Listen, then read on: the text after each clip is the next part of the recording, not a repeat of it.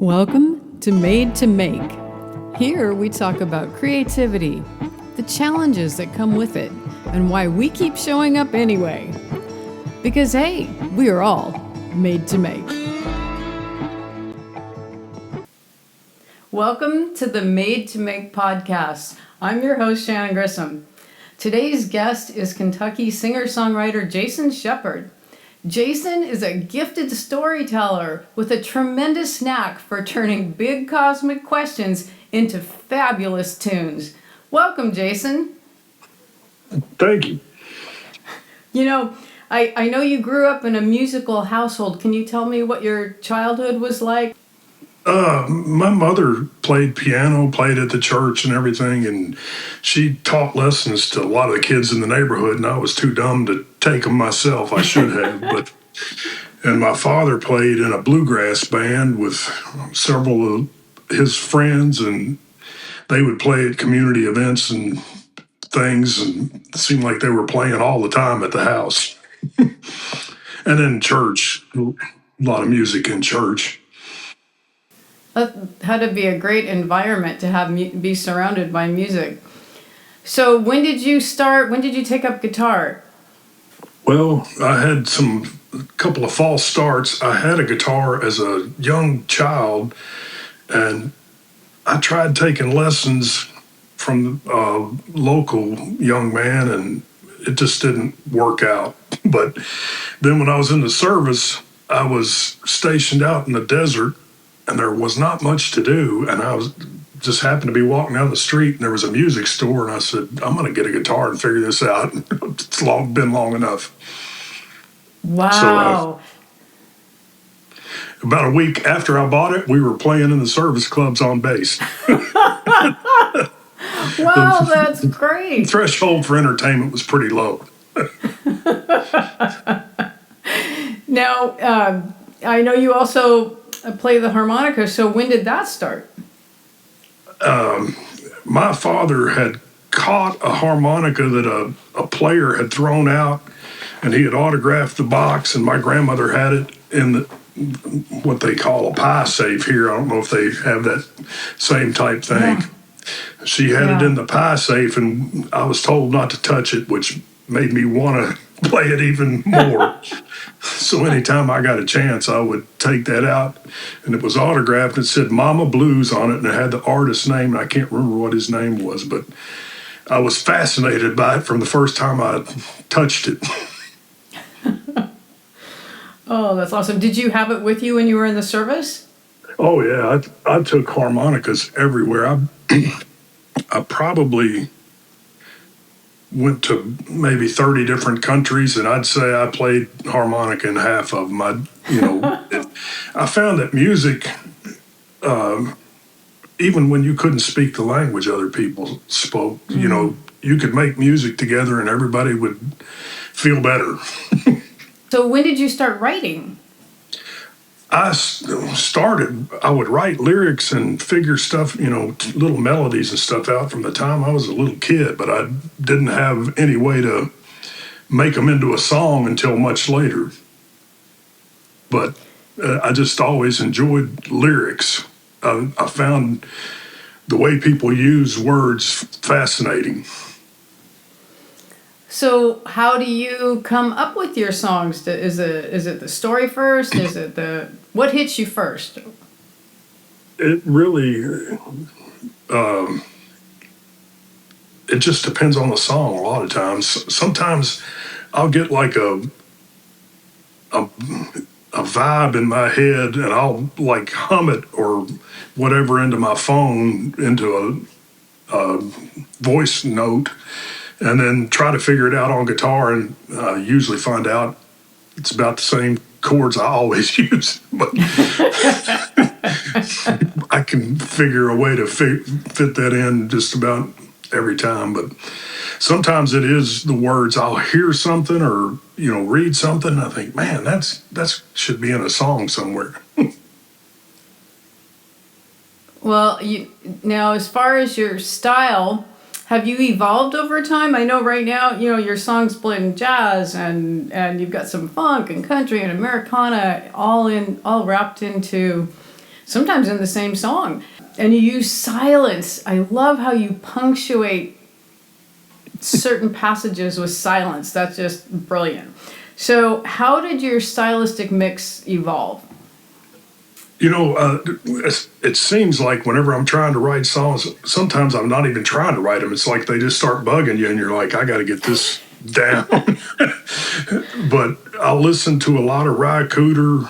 I'll listen to Curtis Mayfield. I'll listen to John Prine and Tony Joe White and Johnny Cash. And it seems like that will influence how the song comes out depending on who I've been listening to. I get that. That happens to me with paintings. I see a certain artist, I'm like, oh, I love how they did that. And then not to try to copy them or anything, just it just influences like how it comes out, I think. Yeah, I think that's it. It's an unconscious thing. It just all of a sudden poof, and you're like, oh wow, I see them there, but I didn't know what they were doing that. I will get that. At the end of the year, they'll have that little Spotify thing, and it's like who you've been listening to, and every time I'm like, yeah, that checks out. So, fast forward to today, how do you balance writing, creative work with your full-time day job, family matters? So how do you work that all in? Well, that's the hard part, because, it obviously I don't think I'll ever make any money playing music. I do it because I can't help myself.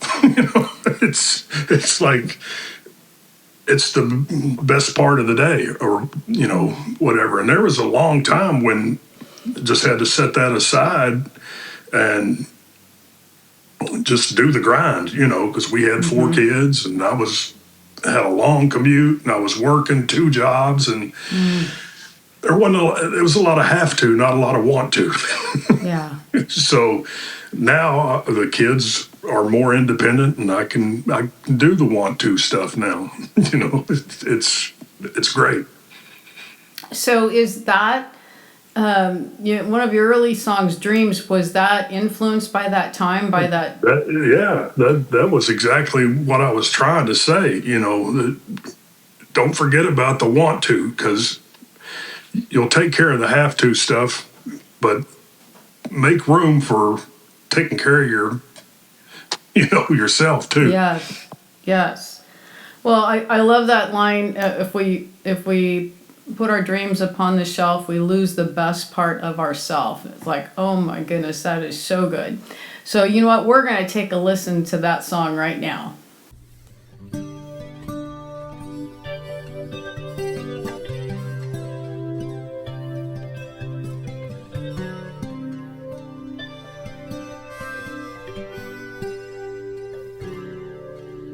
If we put our dreams upon a shelf, we lose the best part of ourselves. Worry makes you lose your grip and settle for that easy trip. Maybe we all have to fall. Let us fall, chasing our dreams. It won't seem so bad at all. They are all that they seem. Our dreams are bigger than ourselves. They are sure our greatest wealth. I wish you all the riches that they bring. My wish is that you live your dreams.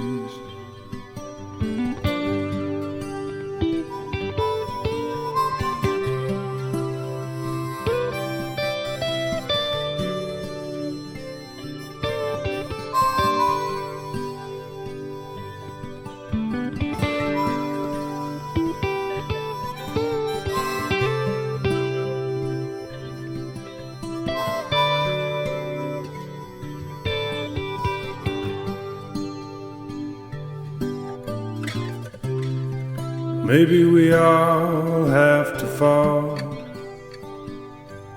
Let us fall, chasing our dreams. It won't seem so bad at all. They are all that they seem. I lost mine for a little while. When they were found, I found a smile. In my dreams, you have a part. In my dreams, you are my heart.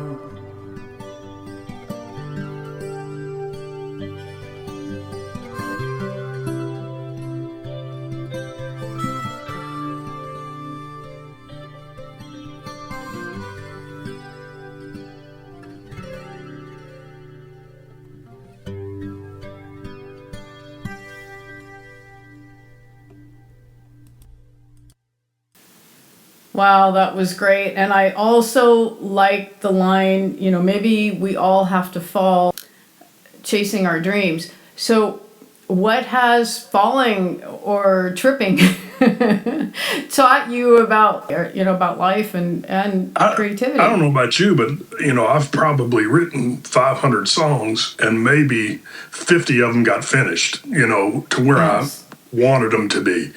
And there's a lot of failure in there.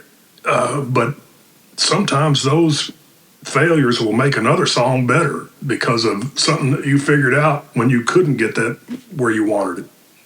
Yes. I have the same experience with the songs and with my paintings. I periodically throw them out. I mean, they gotta go. I'm talking about painting. I know that there are many famous works of art that there's a painting underneath them. So there was a Yes. failure before there was that thing of beauty that that you enjoy. There was a mistake. That poppy in the background, that was red boots. There are a pair of red boots under that poppy. And you know what? It was a big canvas, and I thought, and it was expensive, and I thought, I'm just painting over this puppy. Yeah, exactly. I mean, it's all a learning process, and when you can get them to come out the way you have them in your head, it's such a great feeling that it makes the failure seem insignificant. Well, I think you've had a lot of success. I'll send a link to your playlist later, but oh my goodness, you've got a lot of good songs out there. And I'm thinking about you've got some interesting backstories behind some of your music. And I'm thinking about Elegant Universe. So I got to hear, what sparked the idea behind Elegant Universe? There was an actor with Sam Shepard, no relation to me, but he lived here for a while. And he was a drummer. He sat in with some friends of mine and played the drums because he had been a drummer in the Fugs back in the 60s, and real interesting guy, real nice guy, but real quiet. And when he passed away, he was living over in Versailles, which is 15 miles from here or so. And I didn't know him well enough to be like heartbroken or anything, but I was like, man, he made some great art. And so I went back and watched The Right Stuff right after he passed, and I hadn't seen it since probably it came out. And I've gotten in a real bad habit of Googling stuff while I'm watching a program, and so Cooper had talked about. I looked the astronauts up and everything, and Cooper had talked about seeing a UFO while he was in the service, and it said there's an interview about that in a documentary. So I went, and after I finished watching The Right Stuff, I watched the documentary, and one of the pretty much all the lyrics come from that documentary. It was very strange to watch, but Cooper's interview, he said, I saw this UFO, we made a video or, a film of it, and he said some guy shows up from Washington, D.C., they confiscate the film, and he's told to never speak of it again. Wow. And Elegant Universe was a book mentioned in the documentary.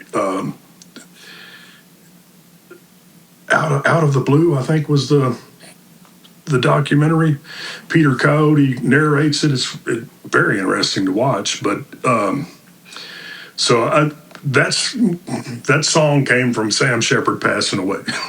Wow. Long way around the barn, but that's where it came from.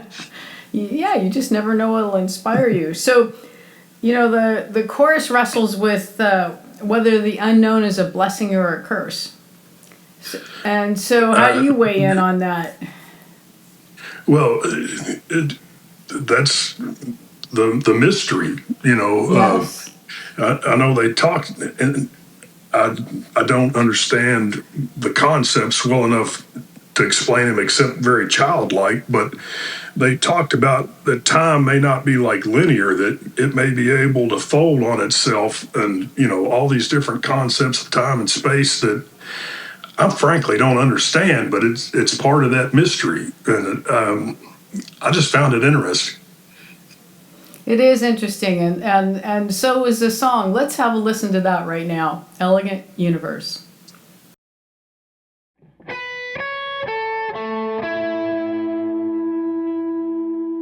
I've heard credible observers of incredible things, like aircraft that can fly without any wings. It's hard to come to grips with what you can't comprehend. But what if time and space don't break but only bend? I try not to think about it, but I can't help but wonder, is there something in all that nothing in the great blue yonder? If there's something, is it a blessing or a curse? Or another unsolved riddle of an elegant universe?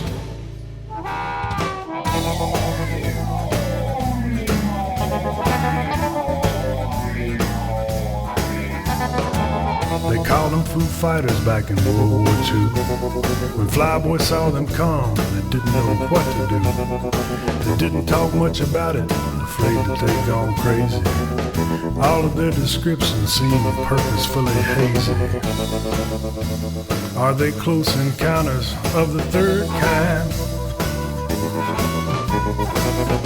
Or have presidents and governors lost all of their minds? Have astronauts and pilots been in on one big scam? Or did they see ships of strangers from a strange land? Mr. Starman Tesla hit that long lunar note and let it float.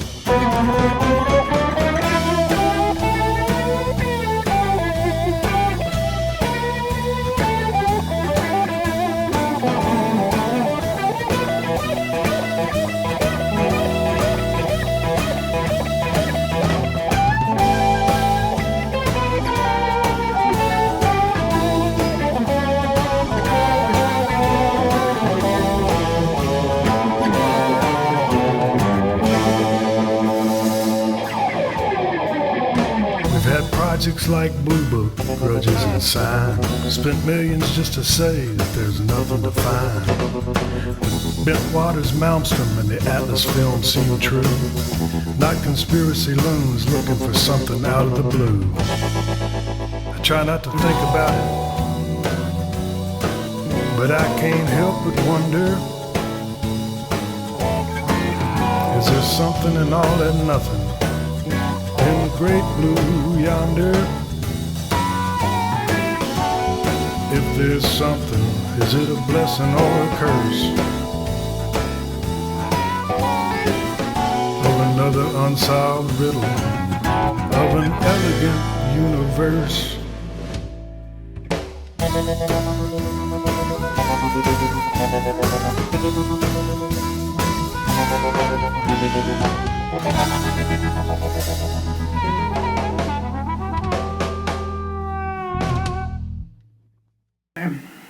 Musically, that was very inspired by Ry Cooder.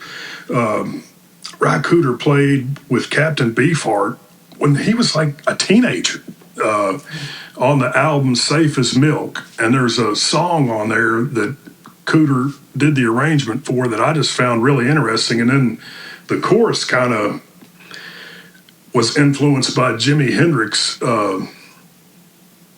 Up from the Skies, you know, bum, bum, bum, bum, bum, bum. Very much influenced by Hendrix, who I always really liked. I don't think I understand it, a lot of his music, but I like it. So that I was going to ask how you landed on the mood, because it's mysterious, reflective. It's you know, all that, you know, with that blues edge that's really subtle, but it's there.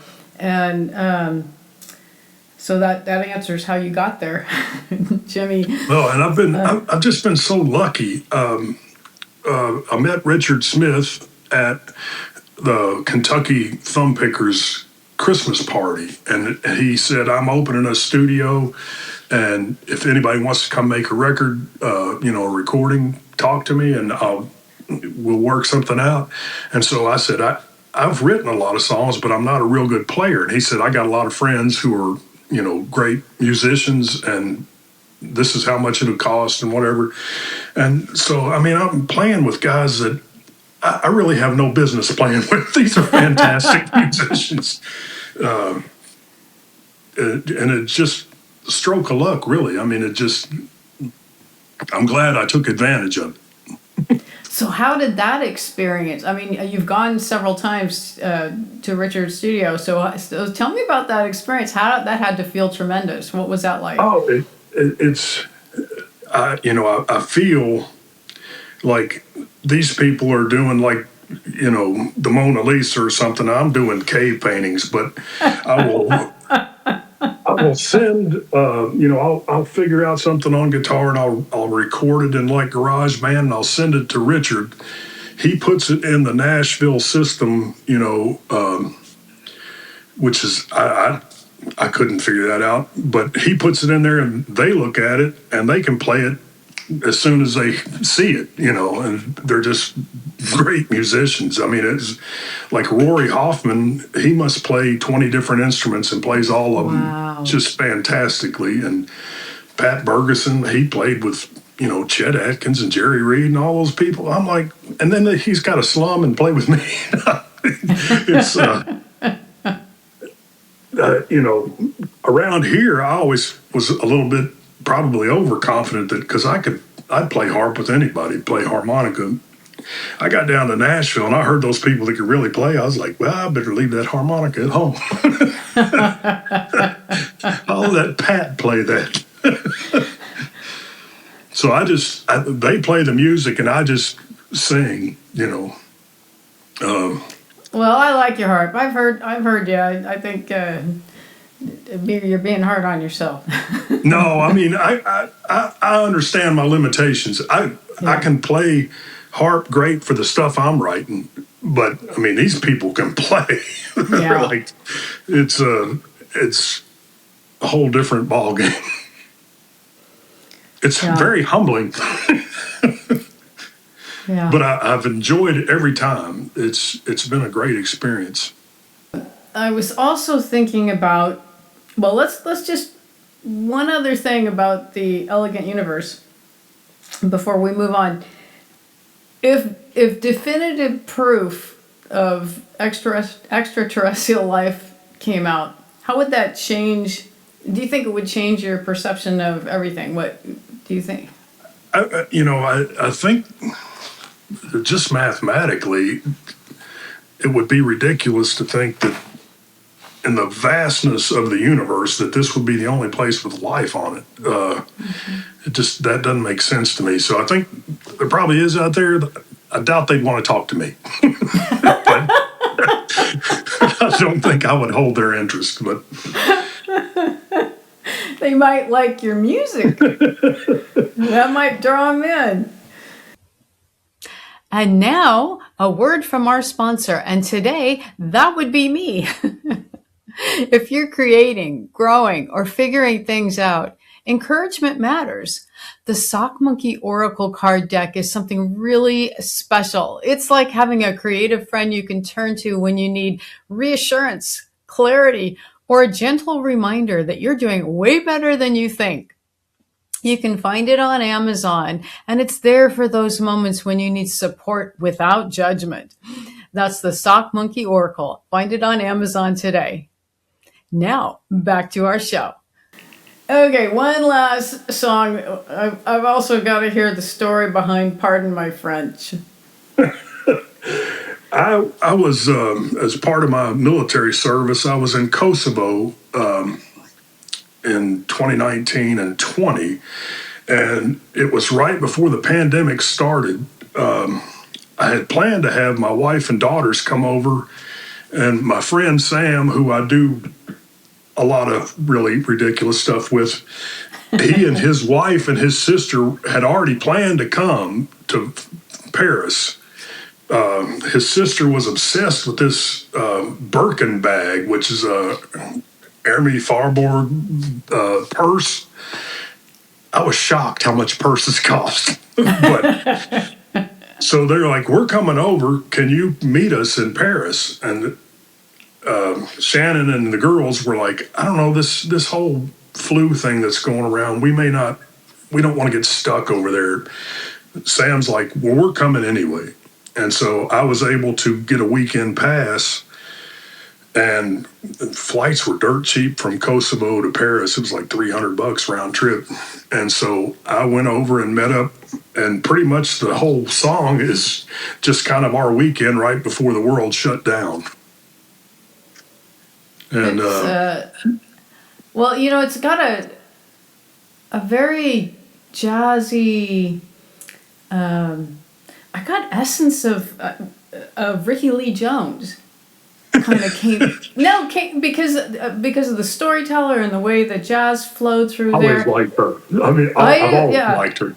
Yeah, she's great, and I just felt like you had that vibe going in that song. It's a great tune.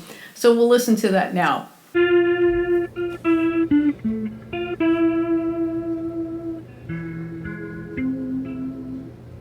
Last time I was in Paris, my friend's sister's Bobby was crazy about a purse. Hermes Farbour kept it just out of reach, almost like a curse.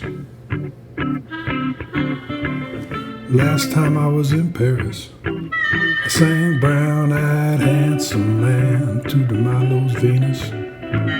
Even took a selfie with Bubba, she's right there between us.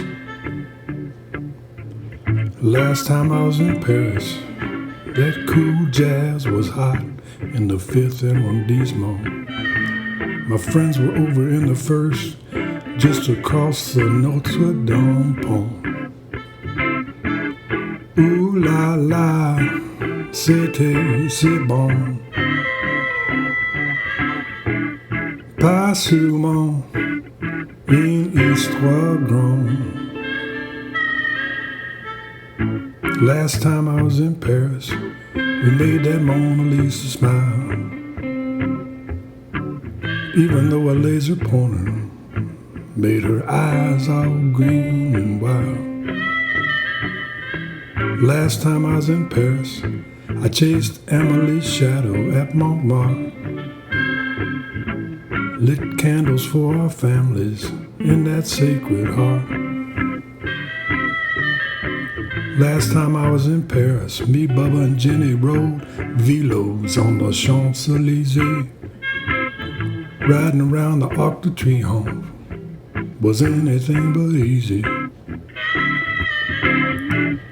Ooh la la, c'était si bon. Pas seulement une histoire grande.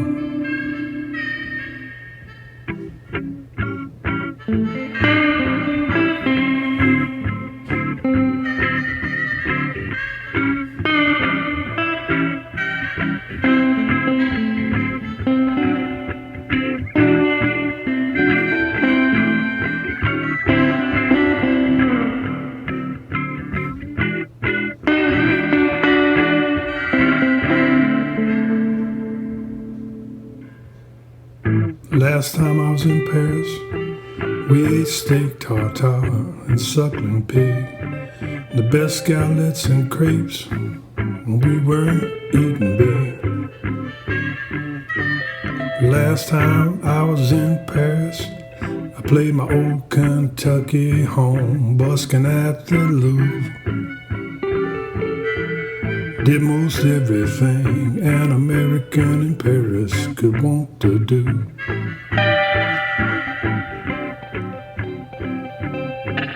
Everything I say about the last time in Paris, sure enough is true. Even that the last time in Paris was the first time too.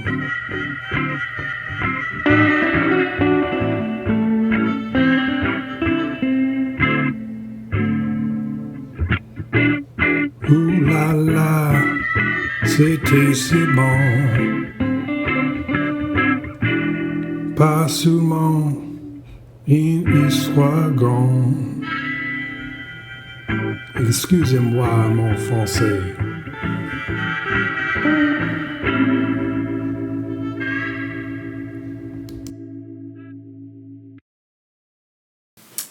Wow, I really enjoyed that. So, what's the one thing you would tell your younger self as you start your creative journey? What's the one thing you would want younger people to know when they get going? Never be afraid to take that leap. I'm so glad that I was able to meet these fantastic musicians and be able to take my songs further than I ever thought I really could. And, the rest of it's just marketing and sales and whatever, but there's just a joy in getting them to where you want them. And Yeah. working with those people, they turned out better than I could have hoped. It was, and that's enough. Yes. Don't get wound up on the stuff that is nice, but that's not the real point. Yeah, I'd have to agree. I mean, I create because I have to. Yeah. I'm not whole if I'm not creating. I am not nice to be around if I'm not creating. And so it's good for my soul. It's a joy. I mean, it is just a joy. And I've always, the ones that I end up picking to finish, there's usually one that's like a local kind of weird story that I like, that I think that's a story I'd like to tell. Almost always I do a song about faith or the doubts that come with faith. And then, there's always kind of one weird one out there that it's just that those are the ones that appeal to me. So that's the ones I record because I get to pick which ones I do. Well, I love that you allow them to come out and don't filter. You don't say, oh, this one's not commercial, this one's not this one's not that. You pick what resonates with you and you work with that. And so that's authentic. That one song, For His Love, I was in church and we had a guest preacher and he was telling a story about this little bitty woman, and she preaches to homeless people. So she lives, or did, lived on the street. And just the courage and the hope that she gave people, I was like, man, there should be a song about her. So I wrote it, and I was able to send it to her. And that was all the success that I needed for that song. I was like, that's just cool. And the Pardon My French, that was like a celebration of our trip. And so to be able to share that with Sam and his wife and sister, that was enough for me. I just thought that was cool. That's great. It's so good for the soul. So where can folks hear your music?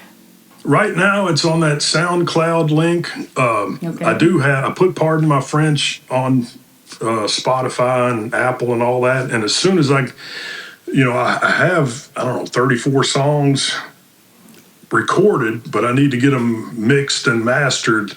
And so I'll slowly start putting them on those other services as I'm able to. I went to a songwriting camp And, you know, a lot of it is just not like, man used to say around here, I ran out of knowing what to do. I didn't know what to do with them. I had them recorded and I was happy with them, but I didn't know what's next. And I went to a songwriting weekend, and a lady from that experience has been kind of mentoring me on, hey, you should do, you know, try this. And so that's how I ended up with those things on Spotify and whatever. And I'm going to continue to try to release those, you know, as I can. And I'm sure that it won't make a ripple in the big pond, but it'll be cool. It is cool. There are people out there that need to hear your music, and I'm happy to be able to share it. Wow. Well, do you have any parting words for songwriters or anybody who's creative? And maybe I can't finish it without saying that you and I did a record together. We virtually. Did. we did. And it was usually, I don't that camp was the first time I tried writing with other people, or, you know, not the first time. I've done, like, there's a gal around here who, she and I will text lyrics back and forth to each other, and then sometimes they'll end up being whole songs, and sometimes it's just an exercise in playing with words. But you and I did, like, I would do my part and I'd send it to you, and then you would take it to some place that was way different than where I was. But it all turned out really neat, I thought. Yeah, I thought so too.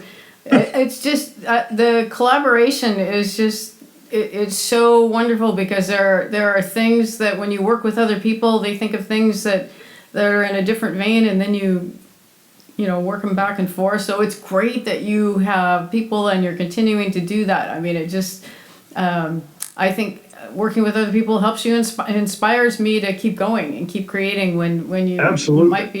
I might be dragging and tired and poopy, and I'm like, no, let's, you know, it helps light a fire under people. So that's good. Well, you're totally an inspiration. I can't wait to share your music with people. Thank you, everybody. Thank you, Jason, for being here. Thank you. Please be sure to like, subscribe, and share so that I can make more of these and inspire you all. That's a wrap. We'll see you next time.